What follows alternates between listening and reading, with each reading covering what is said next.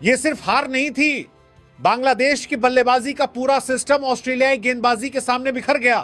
पहली पारी में 64 रन और दूसरी पारी में सिर्फ 95 रन, यानी दोनों पारियों में बांग्लादेश 100 का आंकड़ा भी पार नहीं कर सका। ऑस्ट्रेलिया ने आखिरकार इस मुकाबले को एक पारी और 51 रन से जीतकर सीरीज को 1-1 से बराबर कर दिया। बांग्लादेश की दूसरी पारी में सबसे बड़ी गलती क्या रही? सबसे बड़ी समस्या थी बल्लेबाजों का परिस्थितियों के हिसाब से बल्लेबाजी नहीं करना। बांग्लादेश को पता था कि ऑस्ट्रेलिया के पास 146 रनों की पहली पारी की बढ़त है। ऐसे में दूसरी पारी में सबसे जरूरी चीज थी विकेट बचाना, गेंद पुरानी करना और साझेदारियां बनाना। लेकिन शुरुआत में ही विकेट गिरते चले गए। शदमान इस्लाम सिर्फ 1 रन पर आउट हुए और मोमिनुल हक खाता भी नहीं खोल सके। मिचेल स्टार्क ने लगातार दबाव बनाकर बांग्लादेश के टॉप ऑर्डर को हिला दिया।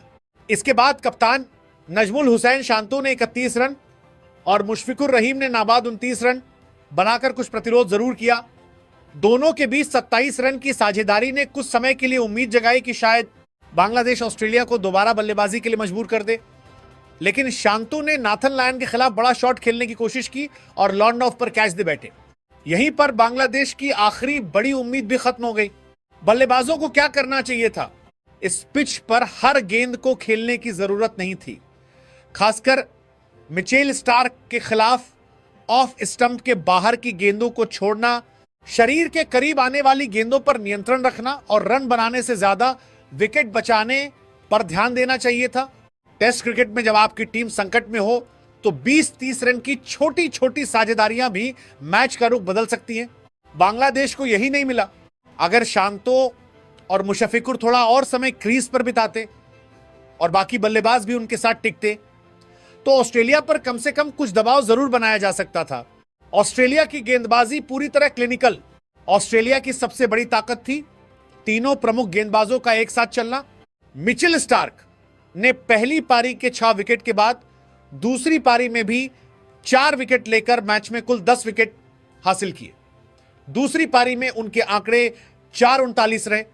यह एक ऐसा प्रदर्शन था जिसने अकेले ही बांग्लादेश की बल्लेबाजी की कमर तोड़ दी। फिर कप्तान पैट कमिंस ने 3 विकेट लेकर लगातार दबाव बनाए रखा और नाथन लायन ने भी 3 विकेट लेकर बांग्लादेश की आखिरी उम्मीदों को खत्म कर दिया। उन्होंने मैच के अंतिम 2 विकेट भी सिर्फ 3 गेंदों के अंतर में हासिल किए। यानी स्टार्क ने हमला किया, कमिंस ने दबाव बनाए रखा और लायन ने काम पूरा कर दिया। बांग्लादेश की गेंदबाजी को भी नजरअंदाज नहीं किया जा सकता। दिलचस्प बात यह है कि बांग्लादेश की गेंदबाजी खराब नहीं थी। शोरफुल इस्लाम ने 7-48 की शानदार गेंदबाजी की, जो विदेशी जमीन पर किसी बांग्लादेशी गेंदबाज का बेहतरीन टेस्ट इनिंग्स एनालिसिस बन गया। उन्होंने ऑस्ट्रेलिया की पारी को 210 रन पर रोकने में बड़ी भूमिका निभाई। ऑस्ट्रेलिया की 210 रन की पारी भी बहुत बड़ी नहीं थी, लेकिन बांग्लादेश की समस्या यह रही कि उसने अपनी पहली पारी में सिर्फ 64 रन बनाए और ऑस्ट्रेलिया को एक 146 रन की बढ़त दे दी। यानी गेंदबाजों ने ऑस्ट्रेलिया को रोकने की कोशिश की, लेकिन बल्लेबाजों ने उस मेहनत का फायदा नहीं उठाया। ऑस्ट्रेलिया ने क्या अलग किया? ऑस्ट्रेलिया ने इस मैच में एक बात बिल्कुल साफ कर दी। पहले टेस्ट की हार के बाद उन्होंने अपनी गलतियों से सीखा और वापसी पूरी तैयारी के साथ की। उनकी तेज गेंदबाजी ने शुरुआत से ही बांग्लादेश को बैकफुट पर धकेल दिया। ऊपर से पहली पारी में कैमरन ग्रीन के 67 रन और नाथन लायन के उपयोगी 32 रन ने ऑस्ट्रेलिया को उस स्थिति में पहुंचा दिया जहां 146 रन की बढ़त निर्णायक साबित हुई। बांग्लादेश को आगे क्या सुधारना होगा? बांग्लादेश के लिए सबसे बड़ा सबक है, ऑस्ट्रेलिया जैसी टीम के खिलाफ सिर्फ अच्छी गेंदबाजी काफी नहीं है। उन्हें अपनी बल्लेबाजी तकनीक पर काम करना होगा। टॉप ऑर्डर को नई गेंद के सामने ज्यादा अनुशासन दिखाना होगा। मिडिल ऑर्डर को साझेदारी बनाने की जिम्मेदारी लेनी होगी और संकट के समय आक्रामक शॉट की जगह परिस्थितियों के अनुसार खेलना होगा। पहले टेस्ट में बांग्लादेश ने ऑस्ट्रेलिया को हरा कर दिखाया कि उसमें क्षमता है, लेकिन दूसरे टेस्ट ने यह भी दिखा दिया कि ऑस्ट्रेलिया की परिस्थितियों में लगातार अच्छा टेस्ट क्रिकेट खेलने के लिए सिर्फ आत्मविश्वास नहीं बल्कि तकनीक, धैर्य और मानसिक मजबूती भी चाहिए। सीरीज फिर बराबरी पर। ऑस्ट्रेलिया ने पहले टेस्ट की हार का जवाब दूसरे टेस्ट में ऐसा दिया कि मुकाबला सिर्फ 2 दिन में खत्म हो गया। बांग्लादेश दोनों पारियों में 100 से नीचे ऑल आउट हुआ और ऑस्ट्रेलिया ने एक पारी और 51 रन से जीतकर सीरीज 1-1 से बराबर कर दी। तो इस मैच का सबसे बड़ा निष्कर्ष यही है, बांग्लादेश की गेंदबाजी में लड़ने का जज्बा था, लेकिन बल्लेबाजी ने पूरी टीम को मैच से बाहर कर दिया।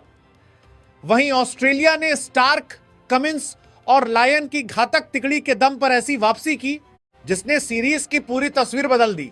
पहले टेस्ट में बांग्लादेश ने इतिहास बनाया था, लेकिन दूसरे टेस्ट में ऑस्ट्रेलिया ने हिसाब ऐसा चुकता किया कि सिर्फ 2 दिन में मैच खत्म और सीरीज एक ऑस्ट्रेलिया के खिलाफ यह सीरीज बांग्लादेश के लिए सिर्फ 1-1 से खत्म हुई।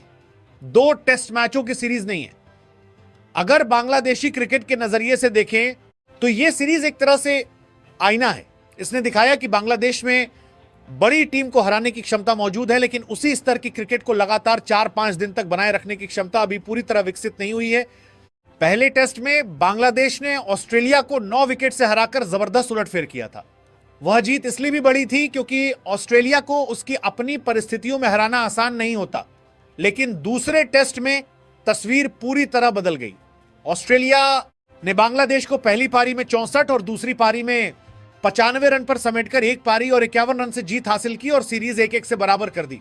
तो बांग्लादेश के लिए सबसे बड़ा सवाल यह नहीं होना चाहिए कि हम दूसरा टेस्ट क्यों हार गए। असल सवाल होना चाहिए हम पहले टेस्ट जैसी क्रिकेट को लगातार कैसे खेल सकते हैं। और यहीं से बांग्लादेशी क्रिकेट के लिए असली सीख शुरू होती है।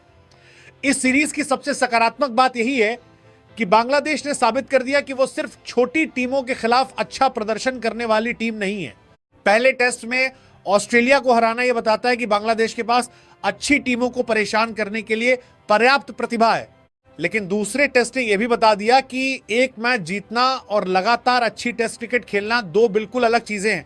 ऑस्ट्रेलिया ने पहले टेस्ट की हार के बाद वापसी की और दूसरे टेस्ट में बांग्लादेश को सिर्फ 2 दिन में हरा दिया। इसलिए बांग्लादेश को अपनी सोच बदलनी होगी। उन्हें यह नहीं सोचना चाहिए कि हम ऑस्ट्रेलिया को हरा सकते हैं। उन्हें अगला लक्ष्य बनाना चाहिए, हम ऑस्ट्रेलिया जैसी टीम के खिलाफ लगातार 5 दिन अपनी क्रिकेट का स्तर बनाए रख सकते हैं। यही असली विकास होगा। इस पूरी सीरीज का सबसे बड़ा कमजोर पक्ष बांग्लादेश की बल्लेबाजी रही। दूसरे टेस्ट में 64 और 95 रन की 2 पारियां इस कमजोरी को बहुत स्पष्ट तरीके से सामने लाती हैं। यह सिर्फ तकनीकी समस्या नहीं है, यह तकनीक प्लस मानसिक मजबूती प्लस परिस्थितियों को पढ़ने की क्षमता, तीनों का मामला है। ऑस्ट्रेलिया में तेज गेंदबाजों के खिलाफ बल्लेबाजी करते हुए बांग्लादेशी बल्लेबाजों को यह समझना होगा कि हर गेंद पर रन बनाने की कोशिश जरूरी नहीं है। कभी कभी टेस्ट क्रिकेट में सबसे बड़ा शॉट होता है गेंद को छोड़ देना। मिचेल स्टार्क ने दूसरे टेस्ट की पहली पारी में 6-12 और मैच में कुल 10 विकेट लेकर दिखाया कि नई गेंद के सामने एक विश्व स्तरीय तेज गेंदबाज किस तरह बल्लेबाजी लाइनअप को तोड़ सकता है। बांग्लादेश को इसी अनुभव से सीखना होगा। टॉप ऑर्डर को पूरी तरह दोबारा तैयार करना होगा। अगर बांग्लादेश को भविष्य में ऑस्ट्रेलिया, इंग्लैंड, दक्षिण अफ्रीका या भारत जैसी मजबूत टीमों के खिलाफ टेस्ट मैच जीतने हैं तो सबसे पहले टॉप ऑर्डर की तकनीक और धैर्य पर काम करना होगा।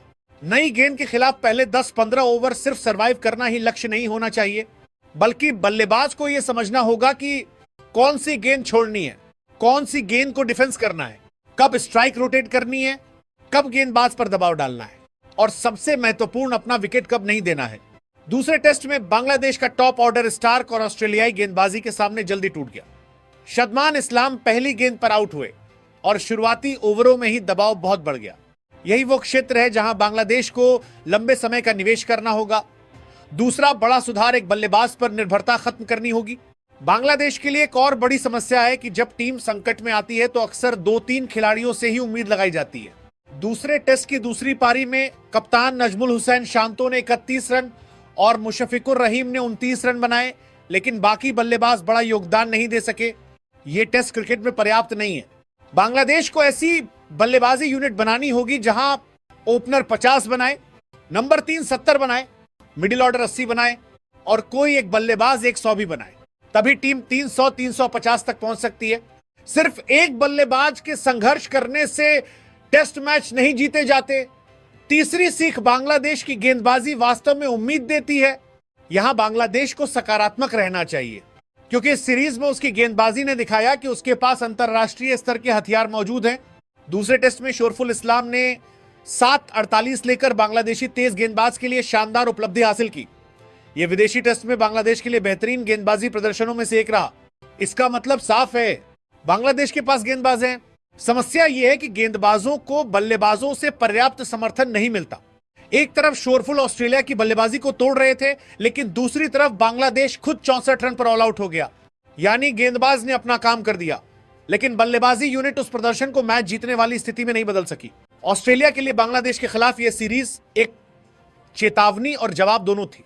पहले टेस्ट में 9 विकेट की हार ने ऑस्ट्रेलियाई क्रिकेट को झकझोर दिया, लेकिन दूसरे टेस्ट में जिस अंदाज में टीम ने वापसी की, उससे दिखा दिया कि ऑस्ट्रेलिया के पास दबाव से निकलकर तुरंत अपनी रणनीति बदलने की क्षमता मौजूद है। लेकिन ऑस्ट्रेलिया को इस सीरीज से सिर्फ यह सीखकर आगे नहीं बढ़ना चाहिए कि हमने दूसरा टेस्ट जीत लिया, बल्कि असली सवाल होना चाहिए, पहले टेस्ट में जो गलतियां हुई उन्हें दोबारा कैसे नहीं होने दिया जाए। पहली सबसे बड़ी सीख, किसी भी टीम को हल्के में लेना खतरनाक है। ऑस्ट्रेलिया के लिए शायद इस सीरीज का सबसे बड़ा सबक यही है। बांग्लादेश को ऑस्ट्रेलिया में अपेक्षाकृत कमजोर टीम मानकर अगर तैयारी में थोड़ी भी कमी रह जाए तो उसका नुकसान कितना बड़ा हो सकता है, पहले टेस्ट ने यह दिखा दिया। पहले टेस्ट में बांग्लादेश ने 426 रन बनाए और ऑस्ट्रेलिया को दोनों पारियों में दबाव में रखा। आखिर में बांग्लादेश ने 9 विकेट से जीत हासिल की। इसलिए भविष्य में ऑस्ट्रेलिया को छोटी टीम और बड़ी टीम के हिसाब से अपनी इंटेंसिटी नहीं बदलनी चाहिए। हर टेस्ट को एशेज टेस्ट की तरह नहीं, लेकिन हर टेस्ट को गंभीर टेस्ट की तरह जरूर लेना होगा, क्योंकि टेस्ट क्रिकेट में विपक्षी टीम का नाम नहीं, उस दिन का प्रदर्शन मायने रखता है। दूसरे टेस्ट में ऑस्ट्रेलिया ने क्या सही किया? दूसरे टेस्ट में सबसे बड़ा बदलाव था शुरुआत से ही आक्रामक और स्पष्ट प्लान। ऑस्ट्रेलिया ने पहले टेस्ट में बल्लेबाजी और गेंदबाजी दोनों में दबाव झेला था। दूसरे टेस्ट में टीम ने बांग्लादेश को शुरुआत से ही दबाव में डाल दिया। मिचेल स्टार्क इसका सबसे बड़ा उदाहरण रहे। पहली पारी में स्टार्क ने 6 विकेट लेकर बांग्लादेश को सिर्फ 64 रन पर समेटने में बड़ी भूमिका निभाई और दूसरी पारी में भी 4 विकेट लेकर मैच में कुल 10 विकेट पूरे किए। यह सिर्फ व्यक्तिगत प्रदर्शन नहीं था, यह ऑस्ट्रेलिया के पूरे गेंदबाजी प्लान की सफलता थी। स्टार्क, कमिंस और लाइन की तिकड़ी ने अंतर पैदा किया। दूसरे टेस्ट में ऑस्ट्रेलिया की गेंदबाजी एक साथ चली। मिचेल स्टार्क ने हमला किया, पैट कमिंस ने दबाव बनाए रखा, नाथन लायन ने बल्लेबाजों को अलग तरह की चुनौती दी। और यही टेस्ट क्रिकेट में ऑस्ट्रेलिया की असली ताकत है।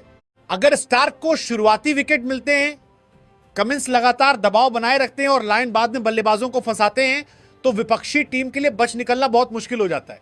दूसरे टेस्ट में यही हुआ और बांग्लादेश की दूसरी पारी सिर्फ 95 रन पर खत्म हो गई। लेकिन बल्लेबाजी में भी ऑस्ट्रेलिया को सबक मिला। पहले टेस्ट में ऑस्ट्रेलिया की बल्लेबाजी उम्मीदों पर खरी नहीं उतरी। दूसरे टेस्ट में इसमें सुधार दिखाई दिया।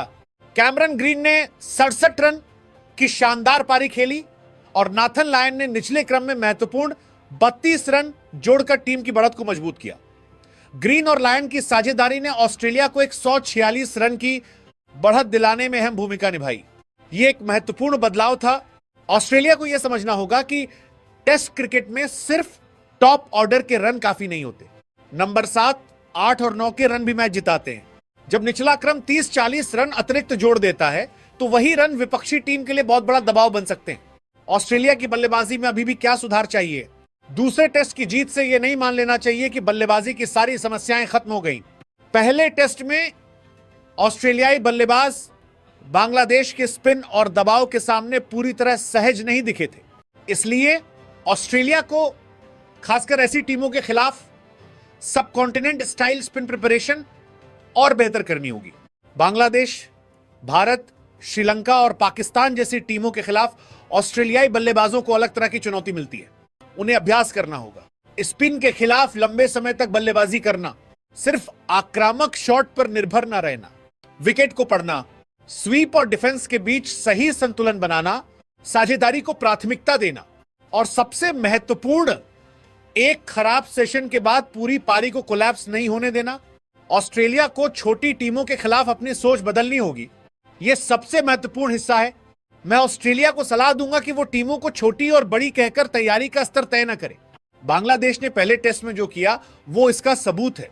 ऑस्ट्रेलिया को हर विपक्षी टीम के लिए 3 चीजें पहले से करनी चाहिए। 1, ऑपोजिशन स्पेसिफिक प्लानिंग। बांग्लादेश के प्रमुख बल्लेबाज कौन हैं? उनकी कमजोरियां क्या हैं? कौन सा गेंदबाज किस बल्लेबाज के खिलाफ बेहतर है?